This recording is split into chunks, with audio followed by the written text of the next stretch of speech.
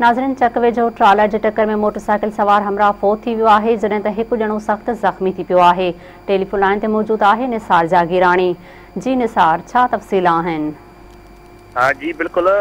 तमाचाणी थाने के साम्हूं सखर शिकारपुर रोड ते तेज़ ट्रालर सां साम्हूं ईंदड़ मोटरसाइकिल जो ज़ोरदार टक्कर थियण सबबि चक जे कच्चे वारे इलाइक़े ॻोठ चाकर खान केरानी जतोई वासी 50 साला मोहम्मद नवाज़ केरानी जतोई जेको मौके ते फौत थी वियो आहे, जॾहिं त हुनजो नंढो भाउ करीमदास जतोई जेको सख़्तु ज़ख़्मी थी पियो आहे। अहिड़े इतलाह ते तमाचाणी पुलिस फौती ऐं ज़ख़्मी नौजवान खे सखर अस्पताल मुंतकिल कयो, जिते ज़रूरी कार्रवाई बैदि फौती मोहम्मद नवाज़ जो लाश वारनि हवाले कयो वियो आहे, जेको लाश खणाए ॻोठ रवाना थी विया। ज़ख़्मी हिन वक़्तु सखर जे हिकु ख़ानगी अस्पताल में ज़ेर इलाज आहे। होॾां तमाचाणी पुलिस ट्रालर खे क्लीनर समेत हिरासत में वठी ट्रालर खे थाणे ते बीहारे क्लीनर खे लाटअप करे छॾियो आहे, जॾहिं त ट्रालर जो जेको ड्राइवर आहे उहो मौक़े जो फ़ाइदो वठी फ़रार थी वियो आहे। जी निसार, अवां जी महिरबानी।